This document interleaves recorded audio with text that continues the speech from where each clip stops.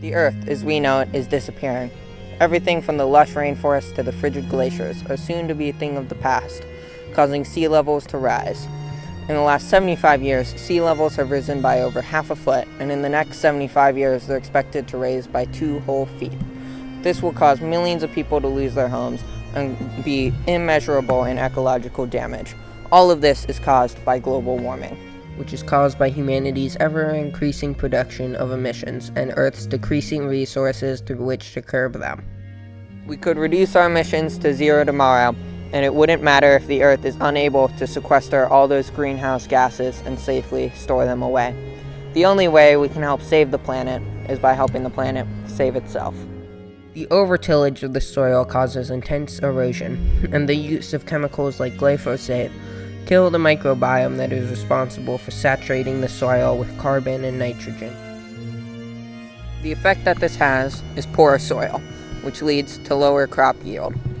This is obviously bad for us, since we need food to survive, but it is also bad for the planet, as there is less soil to help plants grow. Empty stretches of bare soil become empty stretches of bare dirt, which become empty stretches of bare desert.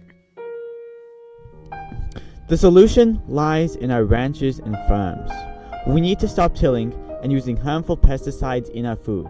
By doing this, we can reduce soil erosion by over 80%, massively expanding our fastest shrinking carbon sink.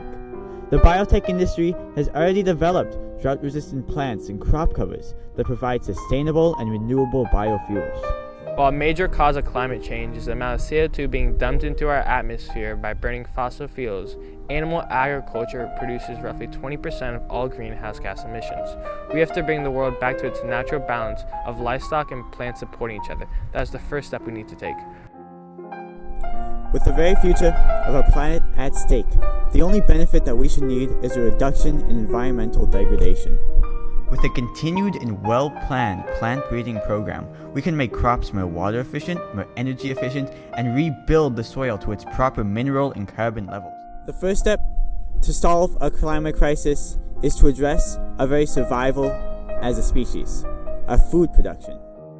If we invest in agrotech, we can turn back the clock on our decaying world and create a future for us and for the rest of humanity. Not only can we save our planet with these methods, we can save our economy as well. These technologies are more efficient because they require less to make more. In the US alone, climate change has caused $165 billion in damage from natural disasters. With less inputs like fertilizer, water, and pesticides, we could develop more efficient crops. Sustainable ranching has much of the same effects. By migrating animals around the crops, they will evenly release nutrients like nitrogen through their manure across the area being farmed. This reduces inputs even more while making farms more sustainable and renewable. It can result in harvests that are 30% larger, which can also reduce the amount of carbon emissions by 80%. This has worked before. People across the world are introducing these methods and technologies into their farms. In Tanzania, the government has funded sustainable farming organizations and education programs. In Indonesia, non-profit organizations have worked to switch farms to more sustainable methods. The question isn't if this will work, but will we let it work?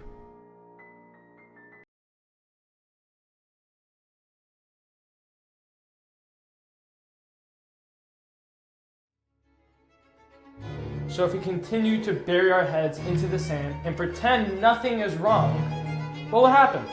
Well, for starters, our coastal cities will go from this to this.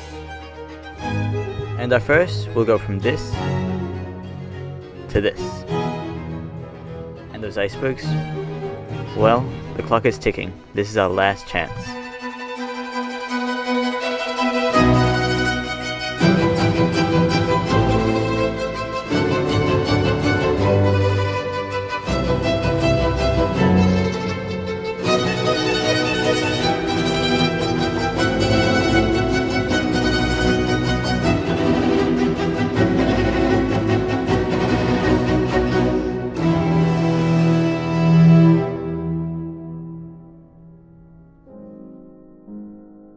natural balance of our planet, which has existed long before us as a species, will fall apart. Fires will consume the forests and plants, our producers. Hurricanes, typhoons, and floods will drown the most populated areas. The widespread famine due to lowered crop yields will make short work of whatever remains of our society. Don't be mistaken. Earth will go on. Just without us.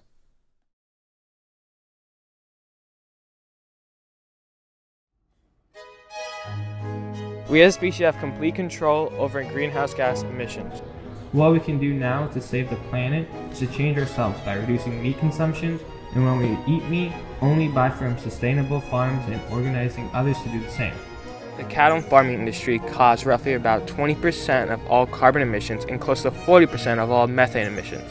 If we really want to make a long-lasting change, it must come from the government. People that can vote can take action against climate change. Together through ballots, demonstrations, and letters, we can force the government to introduce a new set of policies so that we can stop climate change in its tracks and maybe turn it back. No matter how much we rein in our carbon emissions, the amount already in the atmosphere will kill the planet in mere decades. A 4.58 billion-year-old planet will be devoid of life because of one species. So far, this planet out of trillions is the only one to have every single condition work in favor of creating life. We need to focus on carbon sequestration in the soil before it's too late. We need to realize the problems. We need to have people take action and make a difference in the world. This world is ours, inherited by us 200,000 years ago. And if we want to give the next generations an earth to live in, then we need to do something. Do you want to be the one who destroys it, or do you want to be the one to save it? If a farmer sees a tree that is unhealthy, he doesn't look at the branches, he looks at the roots. The root is us, the people, and if we the people want to save it, then we need to take a step. Use renewable energy, compost our food waste, eat less meat, and use less fossil fuels. We will save this planet. This is our home and our only one at that. We are not apart from nature, we are part of nature.